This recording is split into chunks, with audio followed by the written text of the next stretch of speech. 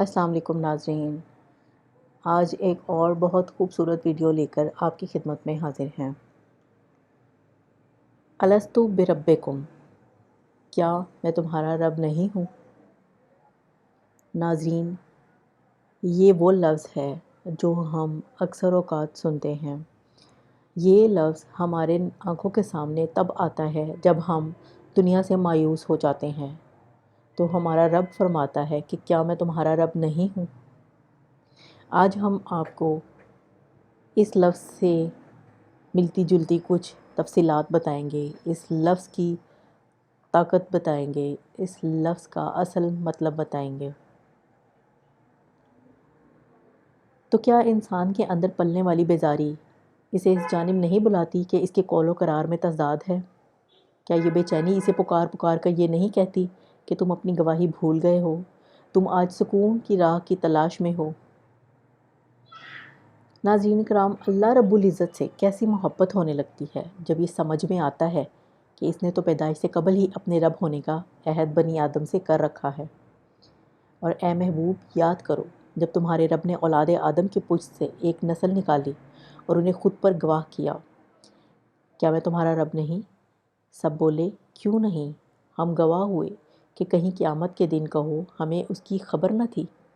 ہر شخص اپنی ایک فطرت پر پیدا ہوتا ہے اور اسی سے منسوب حقائق کو تلاشتے ہوئے اپنے دین کے سچ کے ساتھ جڑ جاتا ہے۔ اللہ نے ہر شخص کو فطرت اسلام پر پیدا کیا۔ والدین جب اولاد کی تربیت کرتے ہیں تو پیدائش کے دن سے اس کے اندر اپنے افکار، دین اور تعلیم کی ترویج شامل کرتے ہیں، انہی کے مطابق وہ اسے ڈھالنا شروع کرتے ہیں۔ لیکن جوانی کے دور میں اگر اسے وہی حقائق اپنے اندر جانچنے اور کائنات کی رمز کو سمجھنے کے بعد اپنے اندر اتارنے کا موقع ملے تو اس کا وجود پکار اٹھتا ہے کہ ہاں، یہ وہی ہے جو ادراک میرے اندر پہلے روز سے ڈالا گیا تھا۔ کان میں دی گئی صدا لا الہ الا اللہ سے آشنائی ہونے لگتی ہے، اس سے متصل حقائق کا ربط قائم ہونے لگتا ہے۔ اسی طرح اللہ نے انسان کو ایک فطرت، ایک دین پر پیدا کیا۔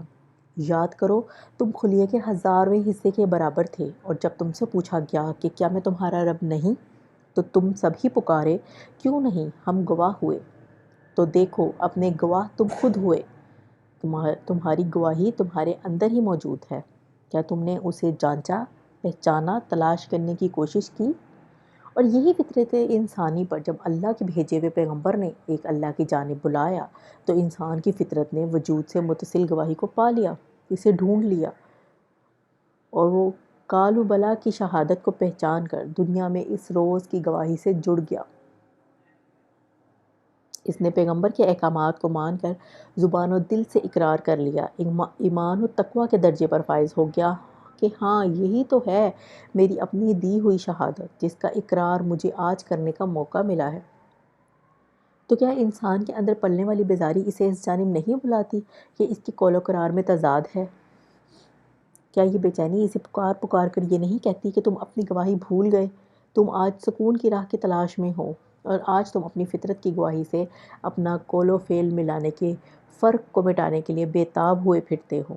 یہ وہی تضاد ہے جو انسان کو اس کی فطرت اور کائنات کی فطرت سے ملانے پر گامزن ہے۔ لیکن انسان اپنی عقل و فکر کی بنیاد پر ثبوت تلاش رہا ہے۔ دین ثبوت نہیں مانگتا، دین کی حجت اللہ نے گواہی کے دن اور رسالت کو مکمل کر کے عطا کر دی۔ پھر انسان کیوں نامکمل رہ گیا کہ اس نے اپنے اندر ہی اپنے آپ کو تلاش نہیں کیا؟ اس نے کائنات میں بنانے والی ہستی کے پیغام کو سننے، جاننے، عمل کرنے اور اسے اس تار سے اپنا تار جوڑنے کی کوشش نہیں کی۔ یہ بے چینی، یہ بیزاری بہت جلد ہی اپنے اختتام کو پہنچنے والی ہے۔ تو کیا تمہیں محسوس ہوتا ہے وہ جلوہ جسے تم دیکھ چکے تمہارے آس پاس ہی کہیں موجود ہے؟ وہ گواہی جو تم دے چکے تمہارے سامنے اس کی نشانیاں موجود ہیں؟ کیا تمہارا دل کائنات کو دیکھ کر اس کی نشانیوں کو تلاش نہیں کرتا؟ کیا تم ہر نشانی دیکھ کر بھی غور و فکر نہیں کرتے؟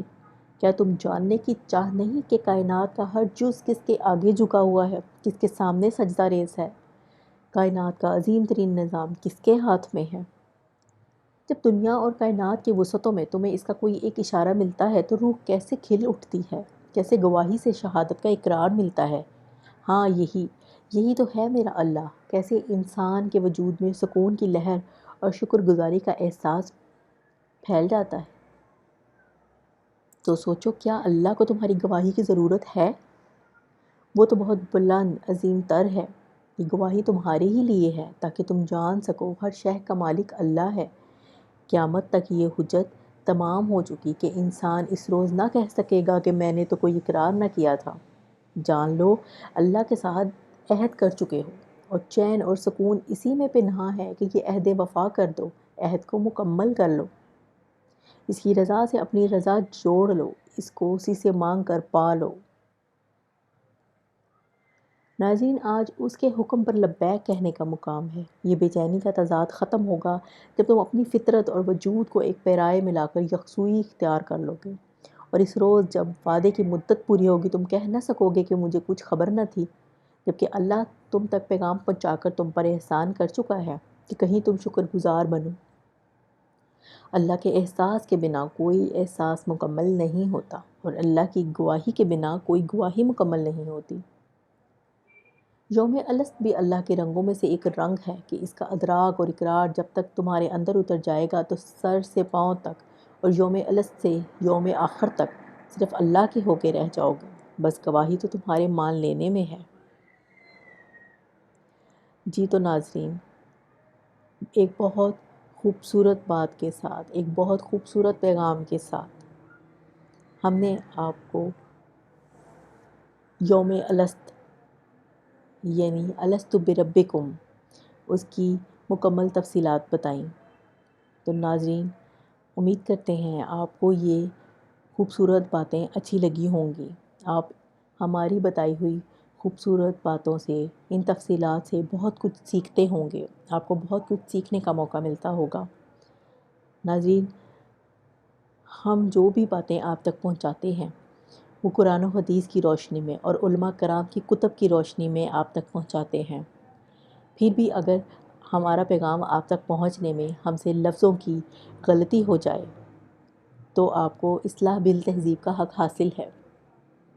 آپ کو ہماری ویڈیوز اچھی لگیں تو دوسرے لوگوں کے ساتھ ضرور شیئر کیا کریں، تاکہ وہ معلومات، وہ معاملات، وہ سب چیزیں، وہ سوالات، وہ جوابات جو ان کو نہیں پتہ ہوتے وہ بھی ان سے شناسائی حاصل کر لیں۔ اس کے ساتھ ہی آپ سے اجازت چاہیں گے۔ اپنا خیال رکھیے گا۔ اللہ حافظ۔